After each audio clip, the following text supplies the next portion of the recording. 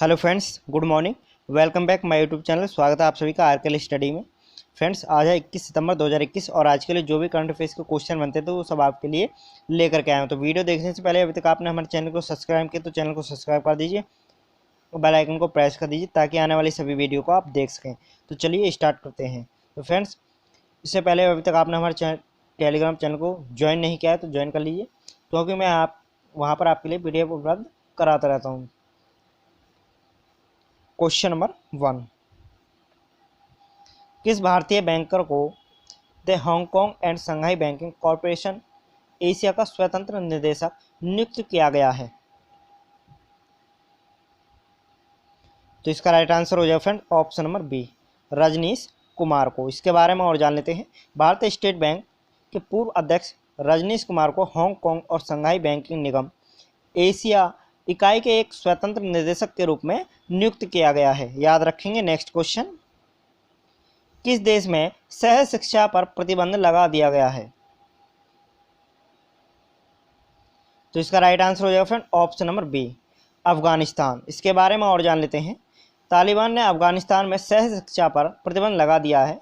इसके कुछ ही दिनों बाद उसने देश में महिलाओं के अधिकारों का सम्मान करने का आश्वासन दिया है।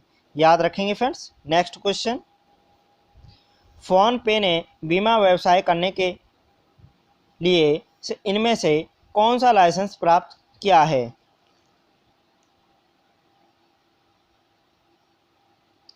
जल्दी बताइए फ्रेंड्स।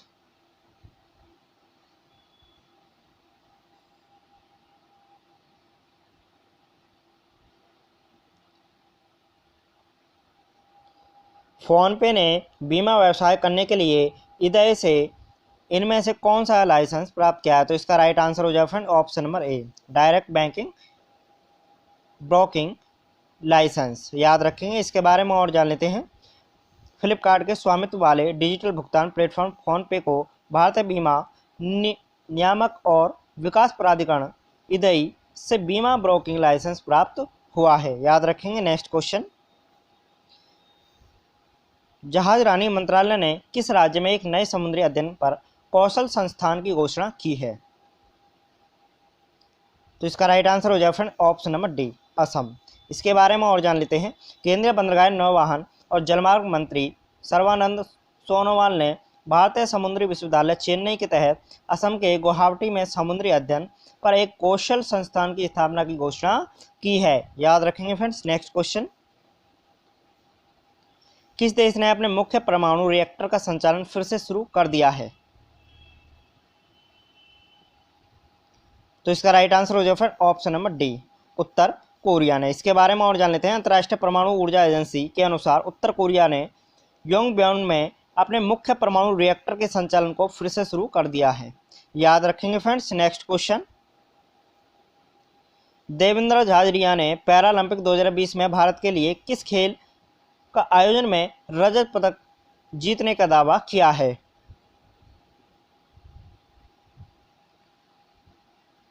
तो इसका राइट आंसर हो जाएगा फ्रेंड ऑप्शन नंबर बी, भाला फेंकने का खेल। इसके बारे में और जान लेते हैं।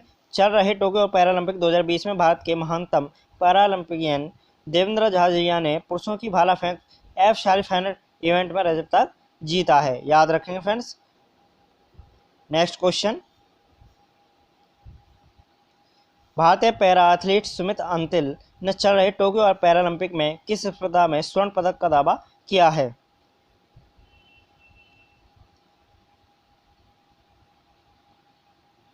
तो इसका राइट आंसर हो जाएगा फ्रेंड्स ऑप्शन नंबर डी, भाला फेंकने का खेल। भारत के सुमित अंतिल ने टोक्यो पैरालंपिक में पुरुषों की भाला फेंक F64 फाइनल स्पर्धा में स्वर्ण पदक जीतने का दावा किया है। इस प्रक्रिया में 68.55 मीटर का नया विश्व रिकॉर्ड बनाया है। याद रखेंगे फ्रेंड्स। नेक्स्ट क्वेश्चन, कौन सा राज्य साल के अंत तक एक नई 10 वर्षीय जलवायु कार्य योजना लागू करेगा?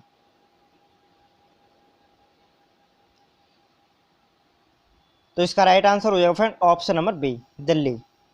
इसके बारे में और जान लेते हैं।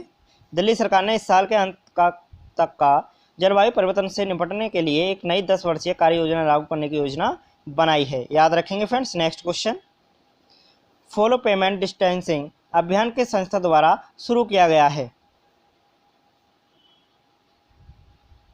तो इसका राइट आंसर हो जाएगा फ्रेंड ऑप्शन नंबर ए, रुपए। इसके बारे में और डिटेल में जान लेते हैं। रुपए के ने ग्राहकों के बीच संपर्क रहित भुगतान को बढ़ावा देने के लिए प्रोत्साहित करने के लिए फॉलो पेमेंट डिस्टेंसिंग नामक एक रणनीति अभियान शुरू किया है। याद रखेंगे फ्रेंड्स। नेक्स्ट क्वेश्चन, राष्ट्रीय पेंशन प्रणाली में निवेश करने के लिए पात्रता आयु क्या है? ऑप्शन है 1865, ऑप्शन बी 1875, ऑप्शन सी या ऑप्शन डी 1870। तो इसका राइट आंसर हो जाएगा फ्रेंड्स ऑप्शन नंबर डी, 18 से 70 वर्ष की आयु। इसके बारे में और जान लेते हैं। पेंशन फंड नियामक और विकास प्राधिकरण ने राष्ट्रीय पेंशन प्रणाली के लिए प्रवेश आयु 65 वर्ष से बढ़ाकर 70 वर्ष कर दी है। याद रखेंगे फ्रेंड्स। नेक्स्ट क्वेश्चन,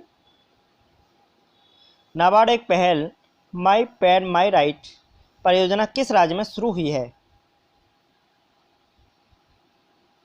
तो इसका राइट आंसर हो जाएगा friend option number C, Tripura. इसके बारे में और जान लेते हैं। केंद्रीय वित्त मंत्री निर्मला सीतारमण ने त्रिपुरा में माई पैड माई राइट परियोजना शुरू की है। याद रखेंगे फ्रेंड्स। नेक्स्ट क्वेश्चन, ला गणेशन ने किस भारतीय राज्य के 17वें राज्यपाल के रूप में शपथ ली है?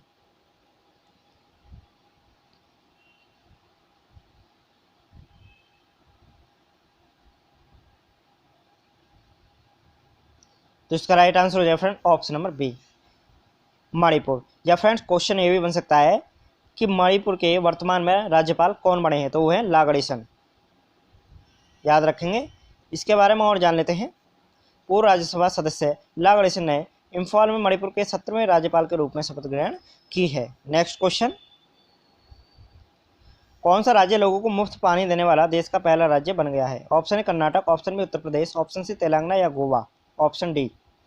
तो इसका जो राइट आंसर हो जाएगा फ्रेंड्स वो हो जाएगा ऑप्शन नंबर डी, जो गोवा राज्य है इसमें मुफ्त पानी देने की सुविधा की है। याद रखेंगे। इसके बारे में और डिटेल में जान लेते हैं।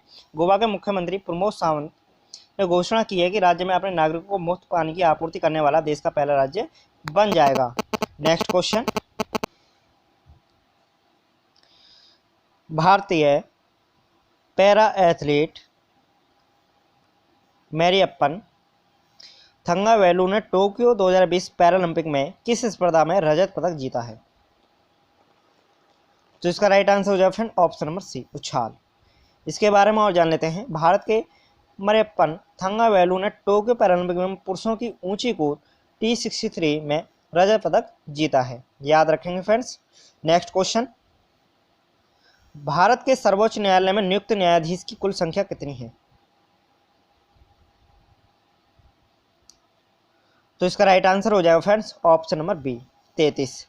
इसके बारे में और जान लेते हैं डिटेल में। भारतीय न्यायपालिका के इतिहास में पहली बार 3 महिला न्यायाधीशों सहित 9 नए न्यायाधीशों ने सर्वोच्च न्यायालय के न्यायाधीशों के रूप में शपथ ली है।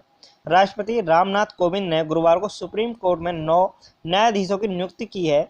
इसकी कुल संख्या 33 न्यायाधीशों तक पहुंच गई है, जो पूरी ताकत से एक कम थी। याद रखेंगे फ्रेंड्स। तो मिलते हैं आपसे नेक्स्ट वीडियो में। वीडियो को लाइक कीजिए, शेयर कीजिए और कमेंट कीजिए। Thanks for watching.